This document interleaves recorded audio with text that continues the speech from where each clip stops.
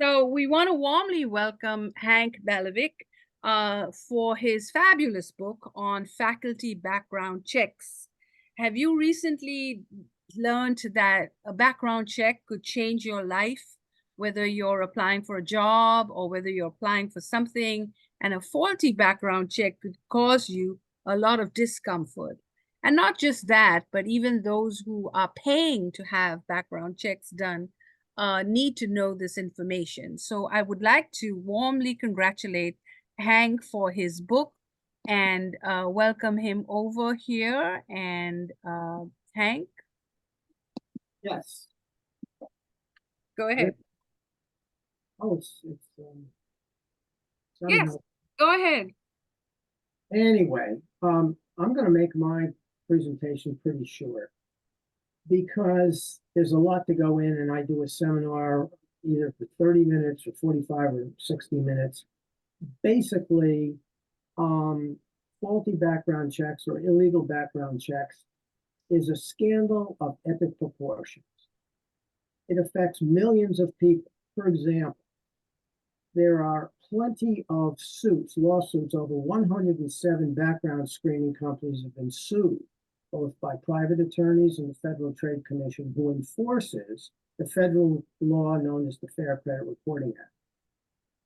Everybody seems to feel that the Fair Credit Reporting Act only regulates the TransUnion, Equifax, the credit bureau. Even lawyers, I'm going to say probably 50% of them, have no clue that the federal law, Fair Credit Reporting Act, regulates, mandates how background screening companies are to be conducted. They've been doing it for 30 years. I talked to a lawyer the other day. He said, well, he's going to check it out. I told him what? Title 15, 1681, and check it out. But they don't know.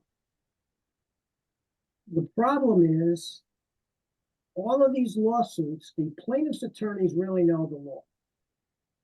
There's one company, one lawsuit, class action lawsuit.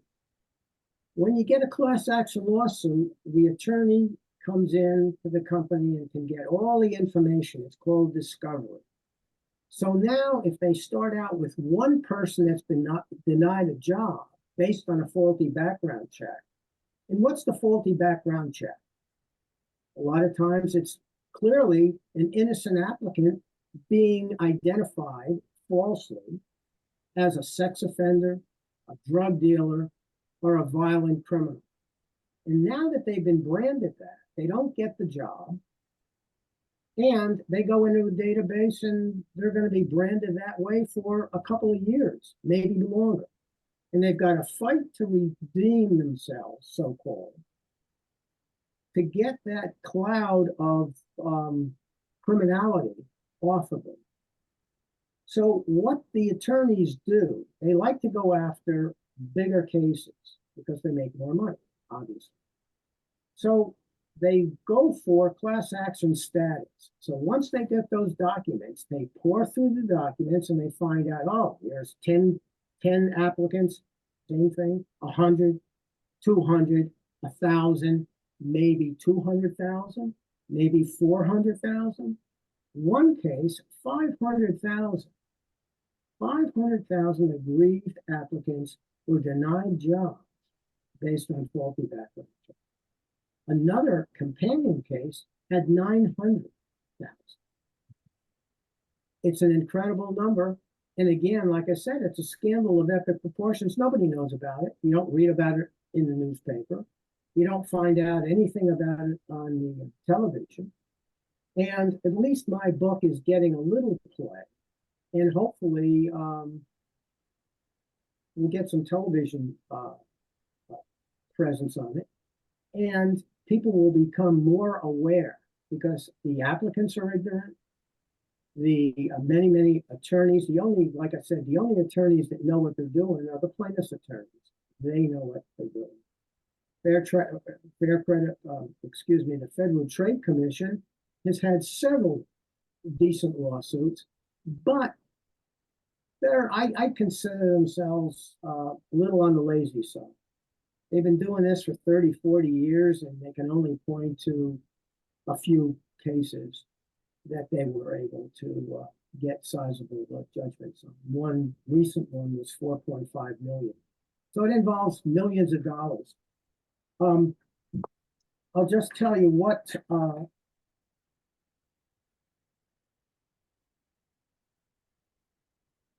mentioned. Over 100 background screenings have violated federal law. They've been sued. And the thing about branding innocent people is criminals. The flip side of that is when a company wants to do a background check and hire a good, solid person, employee, and if they're branded as a criminal, the flip side of that is they're also missing the real criminal. And that's happened quite a few negligent lawsuits based on the fact that they've hired criminals, sex offenders and the like. So it's a big, big problem. In my book, I start out by going through a little of the background of the Fair Credit Reporting Act and what's legal and what is not legal. Then I go into the major corporation lawsuits, for example, Aerotech, Amazon, Coca-Cola, Costco. You name the big Fortune 500 and Fortune 1000 companies, and they've been sued. Two parts to the suit. First of all, the screening company gets sued because they branded an innocent applicant as a criminal, or they have done something else in the Fair Credit Reporting Act. They weren't given, the applicant wasn't given a copy of the report, and a bunch of other things. Once that happens, now the attorney, he's going to go after the company that denied the applicant a job based on a bogus background check.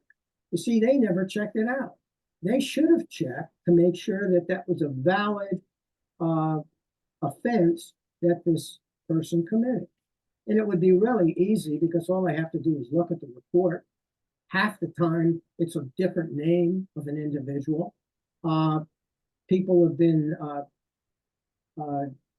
branded, as I said, as criminals, when in fact,